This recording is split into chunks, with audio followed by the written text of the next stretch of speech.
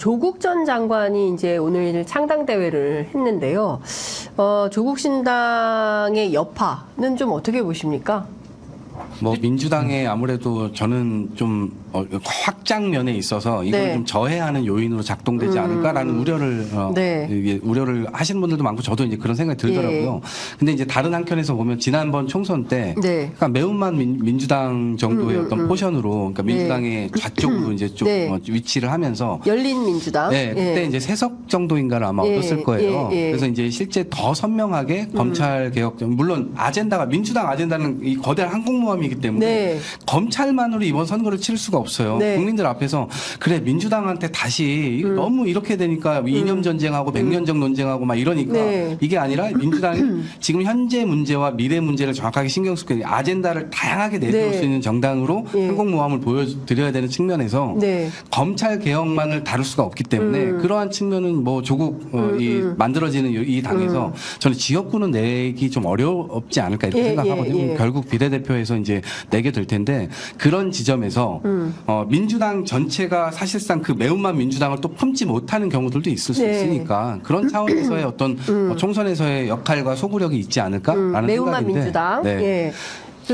신 변호사님 어떻게 보세요? 근데 저는 사실은 참 민주당이 고심이 많을 수밖에 없는 게 사실 윤석열 대통령 부정평가가 60%대가 고착화돼 있잖아요. 근데도 제1야당이고 다수 의석을 갖고 있는데 총선 앞두고 이렇게 힘들 수밖에 없는 것은 근본적으로는 민주당이 어떤 변화와 성찰을 만들어내지 못했다. 저 그거부터 겸허하게 받아들이고 재시작을 해야 민주당도 이번 총선이 끝이 아닐 거 아니에요. 그러니까 뭔가 다른 길이 저는 보일 거라고 생각을 우선 하고요. 조국 신당이 나오면은 저는 실익은 없는데 리스크만 엄청날 것 같아요. 왜냐하면 과거의 열린민주당 사례는 위성정당 효과로 자매정당 비슷하게 기능한 것도 있고 민주당하고 이제 팀을 이제 넓게는 팀을 이뤘었고 나중에는 어쨌든 합당한 거 아니겠습니까? 그래서 원팀이란 인식으로 선거를 치렀는데 지금은 보십시오. 조국 신당이 나오면 중도에서는 뭐 민주당이 어떻게 설명하든 말든 선을 긋든 말든 국민이 인식하기로는 아직도 정신을 못 차렸구나. 민주당과 계열이? 진보 진영은 정신을 못 차렸고 저게 안 되겠다라는 생각을 당연히 할 수밖에 없는 상징적 인물이고 또 하나는 비례정당 만들면요. 조국 신당 나오고 지금 새진보 무슨 그 용해인 의원이 하는 데가 있고 또 비례위성 정당 민주당이 또 만든다는 거 아니에요? 이것도 좀 국민들께는 그거는 한 팀으로 이제 협상 중이고 그 협상 중이고 비판의 지점이고 거기다가 뭐 또 정권 퇴진 당도 뭐 지금 있다고 하고 만든다고 송영길 하고 신당 뭐 검찰 해체당인가 뭐 그거 있고 그러니까 이런 식으로 지금 더 매운맛들이 캡사이신 나오고 무슨 맛 나오고 뭐 엄청 나와 있기 때문에 이게 조국 신당이 과거처럼 열린민주당 사례를 생각하고 나오면 이게 또 오산인 거예요. 그러니까 얻는 실리는 하나도 없고 오히려 중도에 있는 국민들께는 오히려 염증만 일으킨다. 그래서 저는 조국 전 장관이 이걸 지금 본인의 2년 실형이 지금 항소심에서 나왔는데 대법원 결정도 아직 안 나왔잖아요. 대법 결정이 언제쯤 나올까요? 근데 이거 금방 나오죠. 이건 한 두세 달 안에 나오는 거고 상고심 뭐 오래 볼 것도 없고 사실심이 끝났거든요. 바뀔 가능성 거의 0.1%입니다. 근데 나와가지고 본인이 의석을 얻는다 한들 본인은 그 지금 2년형 실형이 확정되면요. 금고 이상이기 때문에 이거는 지금 배지가 날아가요. 근데 뭐더러 나오는 겁니까? 그래서 저는 조국 전 장관이 윤석열 정권에 대한 심판열이 그건 저도 있거든요. 그러니까 조국 전 장관만 있는 게 아니라 국민 대다수가 지금 그걸 갖고 있어요. 국민을 믿고 국민들이 해결하게 놔둬야지 본인이 나와서 하는 순간은 이거 윤석열 대통령에 대한 오히려 심판열의를 꺾어버린다. 오히려 윤석열 대통령이 옳았구나. 아 징역 2년 나왔는데도 저 불복하는구나. 사법투쟁을 정치투쟁 와서 하는구나. 여기에 대한 비판이 엄청날 거거든요. 그러니까 결과적으로 이게 도움이 안 될 것이다. 그러니까 본인 열내다가 오히려 윤석열 한동훈을 도와주는 거예요, 사실은. 본인 열내다가. 결국에는 중도표심이 민주당 안 되겠다. 이번에는 정신 차려야 된다라는 정권 거죠. 심판해야 되겠다라고 생각했던 분들이 조국 장관의 그 창당 소식을 듣고 아직 정신 못 차렸다 해서 다시 또 국민의힘으로 갈 수 있을까요? 그 저는요. 그러니까 국민의힘으로는 못 가겠지만 다 뭐 투표를 안 하러 가든 아니면 다른 당을 찍겠죠. 그러면 개혁신당은 뭐 개혁신당의 어부지를 얻을 수도 있는 거고 그 비례에서는 그건 모르죠. 그리고 민심동행도 당을 만들면 또 민심동행해 줄 수도 있고. 그러니까 저는 조국 전 장관님께는 이건 정말 제가 진정성 있게 드리고 싶은 말씀은 그 성서에 나오는 솔로몬 재판 있잖아요. 거기 보면 진짜 엄마와 가짜 엄마가 나와요. 근데 진짜 엄마는 솔로몬 왕이 이거 가짜 엄마한테 준다고 애를 반으로 가른다고 하니까 보니까 네. 차라리 가짜 엄마 주라 그러거든요. 그리고 가짜 엄마는 애를 반으로 갈라서 나눠 갖자 그래요. 그러니까 네. 정말 국민을 생각하고 지금 윤석열 정부에 대한 응징을 정말 원하신다면은 정말 숙고해야 된다. 네. 진짜 엄마의 마음이 뭘까를 좀 한번 고민해 보셔야 된다고 어떻게 생각합니다. 생각하세요? 이런 주장에 대해서? 아니 저도 공감해요. 그러니까 저도 아까 이제 말씀드렸던 게 민주당으로서는 같이 함께 할 수가 없어요. 네. 근데 이제 한편으로는 팩트 차원에서는 네. 실제적으로는 막을 수 있는 또 이 방법도 없는 거예요. 우리가 여론 정도 만들고 그거 막으면 창당 방해죄가 돼서 막지도 못해요. 막지는 또 못하는 거예요. 창당방해죄. 무서워요, 창당 방해. 네. 이 현실이 이제 있는 것이고 네. 그래서 그 현실 때문에 네. 얘기를 하는 것이고 어쨌든 민주당의 입장에서는 당연히 이제 그러니까 연대할 수도 없고요. 자매 정당화 할 수도 없는 거예요. 선을 그어야 돼. 네, 그래서 정확하게 이제 박홍근 이 통합 정당 이제 추진 단장이 네. 그거에 대한 이제 선을 걷는 좀 잘한 일이라고 보고 그러니까 앞으로도 마찬가지예요. 그러니까 너무 거대한 항공모함이 이쪽 이슈로만 빨려 들어가게 될 경우에는 네. 오히려 국민들이 선택해야 될 어떤 여러 가지 매력 포인트들을 민주당이 잃어버리는 수가 될 수가 있기 때문에 네. 이쪽에서 뭐 연대를 하거나 혹은 같이 힘을 합치거나 뭐 통합 정당을 만들거나 이런 논의 자체는 좀 불가능하다. 네. 네, 가능하지도 않다. 아니 그러니까 여의도 한쪽이가 또 얼마나 바빠지겠습니까? 네. 지금 한동훈 위원장은 조국 전 장관 나오기를 지금 계속 매일 거의 기도하는 심정일 거예요. 나오면 이제 그걸로 또 태울 수 있는 연료가 생기니까. 조국 전 장관이 오늘 열린 창당 대회에서 영입인재위원장을 이제 맡았는데 국민께 신의를 지키는 사람, 국민과 약속을 지키는 사람, 동지들의 등에 칼을 꽂지 않는 사람, 뭐 그런 좋은 분들을 모셔오겠다라고 얘기를 하고요. 총선 이후에도 민주당의 발목 잡는 정당이 되지 않겠다 이렇게 선언을 했습니다.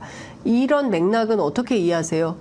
이동학 최고위원. 그러니까 이제 아까 제가 말씀드린 네. 포지션에 네. 표가 어디에 있는가를 명확하게 지금 아시는 거다? 알고 있는 거죠. 네. 그러니까 알고 움직이는 거고 네. 그 포석 속에서 결국엔 그 지점으로 가야 몇 퍼센트 혹은 몇십만 명 뭐 이런 몇백만 명 뭐 이런 표 계산이 있을 거예요. 그래서 네. 그 지점에서 분명하게 소구할 만한 메시지가 나온 네. 것이고 앞으로도 그렇게 될 겁니다. 그리고 영입되는 인사의 면면을 보게 네. 되면 결국 그런 인사들이 또 배치가 되게 될 겁니다. 그러니까 결국은 지역구 출마보다는 네. 비례대표를 염두에 두고 네. 그 비례대표 과정 속에서 그 인물들로 이 당의 색깔을 분명하게 보여줄 수 있는 그런 행보들로 좀 민주당 보여요. 지지자들 같은 경우에는 이제 민주당이 이제 주도하고 있는 통합형 비례정당, 여기는 이제 진보 진영의 시민사회단체까지 다 포괄을 하는 건데요. 이런 정당과 조국 신당이 있을 때 비례를 찍어야 되잖아요. 민주당 지지자들은 어떤 선택을 할까요? 민주당은 이제 스펙트럼이 굉장히 넓잖아요. 당원이 200만이 넘죠. 그러니까 예. 굉장히 스펙트럼이 넓어서 사실상 이 하나의 이 당 안에 사실상 한 4-5개의 정당이 있다라고 봐도 돼요. 네. 그러니까 개파 혹은 뭐 이렇게 정파 혹은 네. 정책적 견해들이 굉장히 많이 달라요. 네. 그런 차원에서 보면 네. 맨 왼쪽에 있으신 분들은 네. 민주당에 투표하기보다는 네. 이쪽에 투표할 가능성도 저는 있다고 봐요. 네. 민주당이 추진하는 네. 그 통합형 비례정당보다 네. 조국 신당에 표를 줄 그냥 가능성이 항공모함이기 높다. 때문에 이렇게 움직였으면 좋겠는데 네. 항공모함이 그렇게 확 움직여지지 않잖아요. 자기 마음대로. 네. 그러면 이제 그런 거에 반응하시는 분들이 있을 거라고 봐요. 왜냐하면 지난 대선 때도 네. 열린민주당이랑 통합을 할 때도 사실상 열린민주당의 당원들은 네. 민주당을 탐탁치 않게 생각했거든요. 그런데 어쨌든 하나의 단일된 전선을 만들기 위해서 네. 통합이라는 과정을 거친 거예요. 네. 근데 그런 차원에서 보면 총선은 다시 단일 대우를 만들지 않고 분명하게 이제 개별적으로 또 표를 받을 수 있겠다는 생각을 하니까 네. 그런 지점에서는 또 이렇게 움직일 수 있다 이렇게 보죠. 네. 창준위에서 오늘 창준이네요. 창당대회가 아니라 창당준비위원회를 발족한 건데 원내 3당이 되겠다. 진보 성향이 분명한 원내 3당의 역할을 해야 되겠다. 이제 이런 입장을 밝혔습니다. 그러니까 확실히 민주당의 더 왼쪽 포지셔닝을 하겠다라는 입장으로 들리는데 핵심은 검찰 독재 정권 심판이다. 이제 이런 입장을 밝혔습니다. 이번 총선의 시대 정신은 검찰 독재 정권 심판이다. 이제 얘기를 했는데요. 이게 실제로 국민들 사이에서 진보 표심, 중도 표심, 보수 표심 이렇게 나뉘는데 중도가 사실은 제일 중요한데 중도가 조국 신당에 대해서 어떤 점수를 줄지 그리고 이분들의 선택이 어디로 갈지 이건 좀 지켜봐야 될 것 같습니다. 이제 시간이 다 돼서 끝으로 제가 이것 좀 여쭤볼게요. 두 분 이름을 인구로 바꾸고 싶다. 오죽하면. 네, 오죽하면. 네. 네. 신인구 변호사. 그다음에 우리 이동학 최고위원도 사실은 쓰레기 문제, 기후 문제, 인구 문제 굉장히 관심이 많은데 관심들은 많아요. 사실 이번에 사과값이 이렇게 폭등한 것도 기후? 예. 기후재난과 관련이 있기 때문에 작황이 매우 안 좋아서 뭐 그렇다라는 거잖아요. 이제 사과 한 알 10,000원 주고 사 먹어야 되는 시대가 된 거거든요. 근데 사실 선거에서 이런 것도 이슈가 안 됩니다. 예. 어떻게 보세요? 늘상 답답하실 것 같긴 합니다. 답답하죠. 왜냐하면 실제 이제 지금 다뤄야 되는 문제가 있어요. 5년 뒤에 예측되는 문제들이 있거든요. 10년 뒤에 예측되는 문제들이 있어요. 네. 근데 유일하게 네. 그거를 그나마 국가적 집단이 그거를 쳐다봐야만 하는 집단이 있는데 그게 정치 집단인 거예요. 네. 그러니까 행정부는 현실을 다루고요. 법원이나 이제 사법 이런 데는 과거를 자꾸 캐내가지고 이제 처벌하고 막 이런 걸 하는 거예요. 네. 미래를 볼 수 있는 기능은 정치에 있어요. 그래서 정당들은 5년 뒤, 10년 뒤, 15년 뒤, 20년 뒤에 어떤 일들이 일어날 것인가를 미리 예측해서 지금 미리 그 준비를 하는 거예요. 그래서 정부를 향해서 끊임없이 문제 제기하고 이거 나중에 이런 문제 생기는데 어떻게 할 거냐, 어떻게 할 거냐 이렇게 계속 하는 거거든요. 근데 그게 그 기능이 지금 상실되어 있는 거예요. 네. 그래서 오늘날 맡고 있는 국민들이 맡고 있는 피해라든가 여러 가지 지점에서의 문제들이 일어나는 것은 5년 전, 10년 전, 15년 전에 다루지 않았기 때문에 일어난 문제들이에요. 네. 지금 당장 대응할 수가 없는 문제들이에요. 왜냐하면 시간을 두고 해야 되기 때문에. 그래서 네. 정치 자체가 저는 자기 임기 4년만 보거나 혹은 오늘만 보고 오늘 휘발될 얘기들을 뭐 주구장창 이렇게 해버리고 이걸로 시간을 낭비하는 것이 아니라 네. 실제로 미래를 좀 보자. 자기 임기뿐만 아니라 30년을 내다보고 정치 의제화하고 네. 그 의제를 국회에서 치열하게 밤새 토론하고. 근데 초고령화 문제도요. 이 인구 문제는 이미 다 20년 전에 예측이 가능했지 않습니까? 그리고 심지어 노무현 정부 때는 그것이 문제가 예측되기 때문에 저출산 고령사회위원회라는 걸 만들어가지고 이걸 했던 거 아닙니까? 맞아요. 그런데 그 문제가 이제 우선시화되지 못하고 있는 지금의 정치 현실이 국민들의 고통으로 전가되고 있기 때문에 정치인의 한 사람으로서는 굉장히 마음이 아프죠. 가슴도 아프고. 그래서 되게 절박하고 간절한 마음으로 이번 총선에도 뛰어든 것이고 저는 그것이 국민들 마음에 지금 당장 와닿지 않더라도 계속해서 이제 두들기다 보면 그 문제를 언젠가는 제가 이 국회의원이 돼서 이 네. 문제를 다룰 수 있는 그런 시기가 오지 않을까? 근데 이 시기는 굉장히 절박합니다.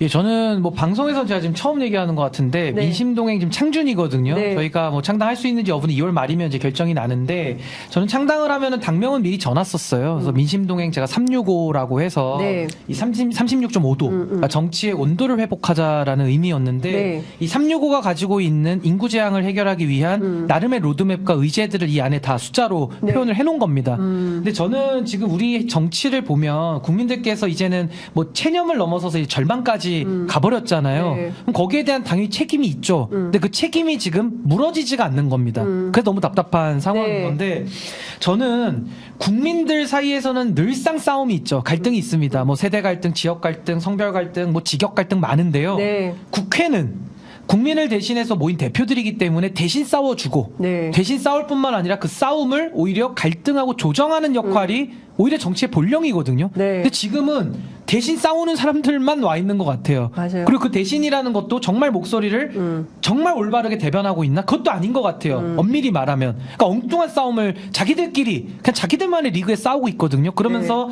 대한민국의 위기 시간은 계속 흘러가고 있고 그 피해는 특히 우리 미래 세대 또 약자들이 다 받을 겁니다. 그러니까 저는 그게 너무 안타깝고 답답해서 오죽 저는 들어갈 당이 없으면 나와서 좀 당을 만들고 있겠습니까? 그러니까요. 그 심정이고 저는 원칙과 소신을 지키는 이 정치 얘기를 한번 끝까지 가볼 의지를 갖고 생각이고 노무현 대통령이 바보 소리를 들으면서 정치를 해오셨잖아요. 네. 저는 노무현 대통령 상당히 제가 존경하는 우리나라 대통령이시고 좀 그런 정치인들이 좀 많이 나왔으면 좋겠다. 그래서 저도 그 길에 네. 좀 함께 가면서 국민들께 작은 희망이라도 좀 드릴 수 있으면 그렇죠. 좋겠습니다. 이 땅의 어떤 지도자가 되겠다는 분들은 최소 30년은 좀 내다보면서 정치를 해야 되는데 당장에 뭐 초밥을 먹었니 샴푸를 어떤 걸 썼니 그러니까 좀 유치하죠. 예, 명부스러워요. 예, 이런 수준으로의 정치의 수준이 이렇게 계속 하락하는 것을 우리 국민들이 어느 지경까지 지켜봐야 되는 것인지 정말 답답해서 저희가 사실은 미래 사회의 중요한 담론들을 놓고 얘기를 하고 싶은데 그 얘기를 하면 동접이 떨어진다. 저도 참 안타깝습니다. 그러니까 그 많은 언론들이 정책의 이슈를 우리 사회가 좀 바뀌어야 되거든요. 담론의 질서가 좀 바뀌어야 됩니다. 그런데 끊임없이 막 이런 정쟁적인 이슈에 서로 막 골몰하고 네 편 내 편 나눠서 편갈라서 싸우고 그렇지만 해결되는 것은 하나도 없는 아주 매우 공허한 정치를 계속 하고 있는 것이거든요. 그리고 끊임없이 경쟁을 부추기고 있잖아요. 그리고 나서 그 경쟁에 도태된 사람들에 대해서는 조롱하고 비난하고. 참 공동체를 회복하는 게 사실은 보수 정치의 기본적인 담론이어야 되는데 요새 보수는 또 그런 것도 아닌 것 같아요. 그래서 참 많이 답답하다. 그렇지만 취재 편의점에서 다양한 정보를 드리면서 우리가 함께 고민해보고 함께 또 길을 만들면 또 새로운 방향과 질서가 잡히지 않을까라는 기대를 해보면서 오늘 말씀은 여기까지 듣도록 하겠습니다.